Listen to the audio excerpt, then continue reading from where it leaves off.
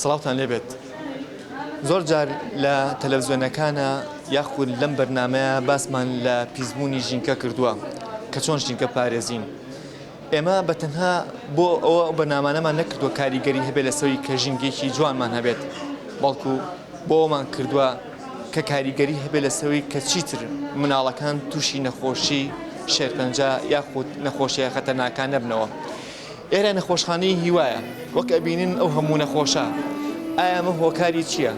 هۆکاری ئەوەیە کە خەڵکەکە بێتاقەت و خەفەتە خوارد بۆیە تووشی شێرپەنجە بێت، یاخود هۆکاری ئەوەیە کە بازرگانەکان و خۆشمان بیر لەوە ناکەینەوە چۆن ژینگەی ئەم وڵاتە پارێزین. ئەوانەی کە بەبەردەم کامێرەکەشمانە ئەڕۆن و ئەوانەی کە لە بەردەم منیش ئاڕۆشتن ئێستا ئەوانش تووشی ئەو نەخۆشیە بوون.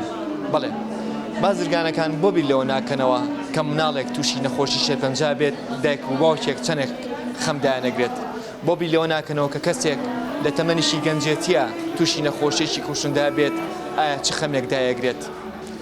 ئێمە لەم بەرنامەیە هەوڵین کاریگەریە بێت لەسەر هەمومان.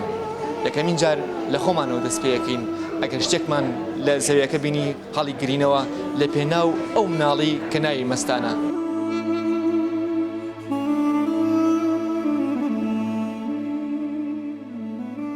ناو چییە؟ مەستان. مەستان. مەستان گیان لە پۆلی چەنی؟ یەک. چەند ساڵە مەستان تووشی نەخۆشی بوو؟ ساڵە. بەڵێ. حەزەکەم کەس نەخۆش نەکرد. هۆکارەکانی ژینگە یەکێکن لەو هۆیانەی کە ڕەنگە ببنە هۆی دروستبوونی نەخۆشی شێرپەنجە. ئەڵای سەربەت. الحەمدلله.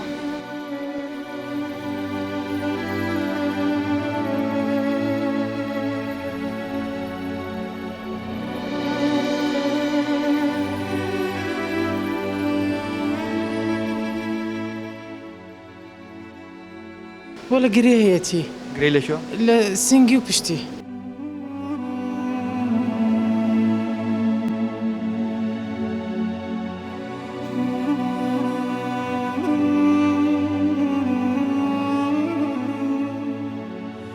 ناو چییە؟ محەممەد.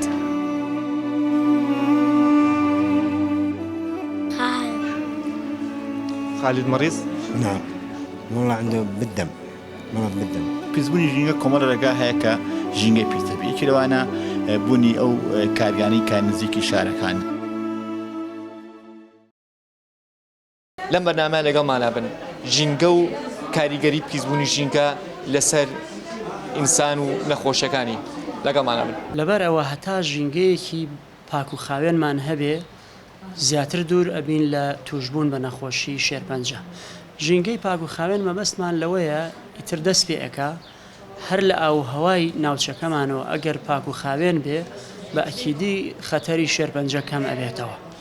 لەبەر ئەوە تا ژمارەی کارگەکان کەم بێتەوە لە وڵاتەکەمانە یا کارگەکان دوور لە شوێنەکانی نیشتەجێبوون دابنرێ یا ئەو کارگانەی دووکەڵیان هەیە ئەگەر فیلتەریان بۆ دابنرێ یا موادی پاشەڕۆیان هەیە ئەگەر موادەکان باش پرۆسێسینگ بکرێ و دوور بخورێتەوە کارێکی وا ئەکا کە ئاو هەواکەمان پاک بێ و خەڵکەکەمان لە شێرپەنجە دوور بکەوێتەوە.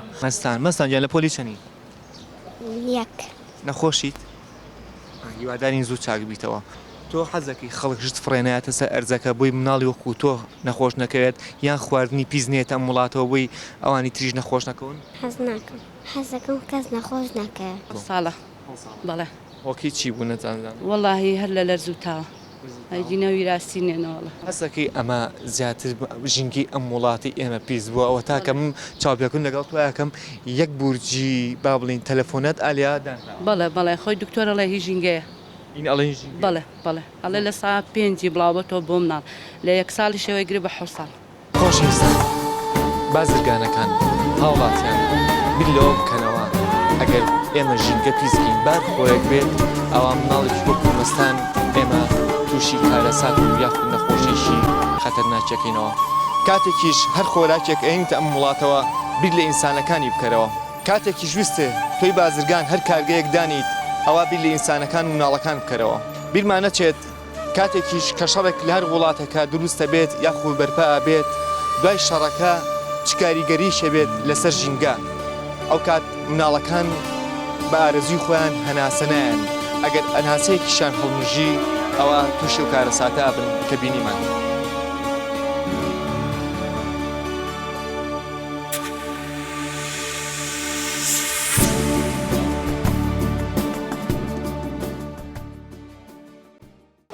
من و ئاوا بەردەوامین لێرە هەرچەنە کە هاتین ئێرە خۆتان ئەزانن کە هیچ ناو ئەم خەستەخانەیەوە تووشی چی خەمێکە بین مناڵەکان تامشانی هیچ قسێ ناکەین لەسەری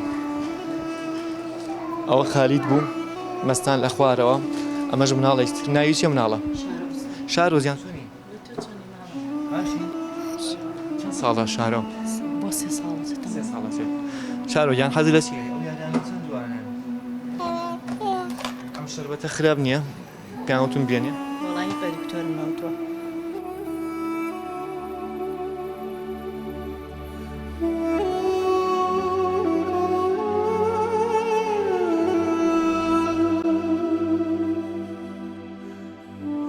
تۆ چۆنی باش براتەوە نەوەڵا ئامۆزامە ئامۆزاتە تووشی چ نەخۆشەوە وڵی سەرەتانی خوێنیە چۆنیت باش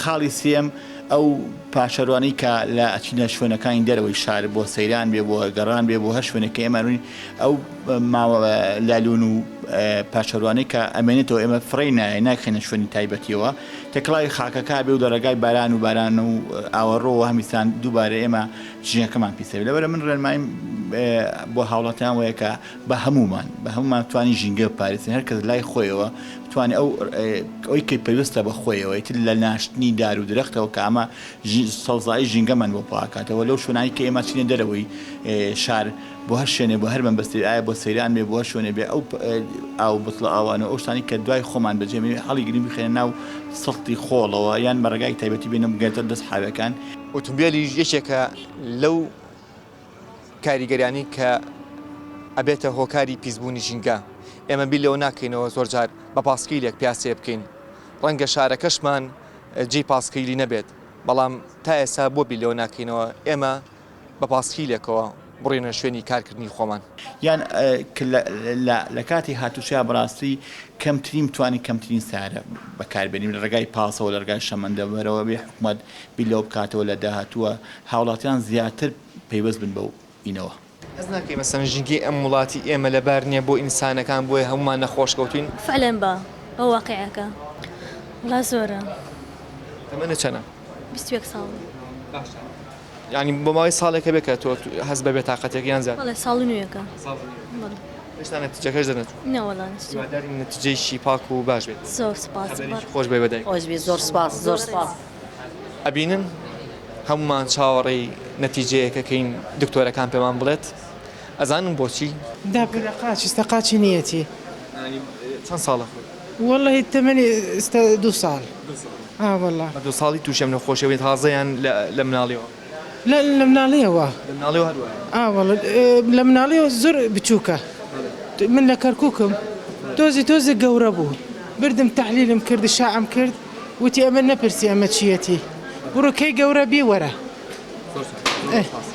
ئەی هۆکاری ئەم مناڵازانن ئەیش هەر لەبەر پیسبوونی ژینگە یاخود ئەو تەقینەوانی زوو ئێمە لە ژێر هەواڵەکانە بەخەتێک ئەڕوات ئەڵەن تەقینەوەیەک لە شاری کەرکووکا بوو.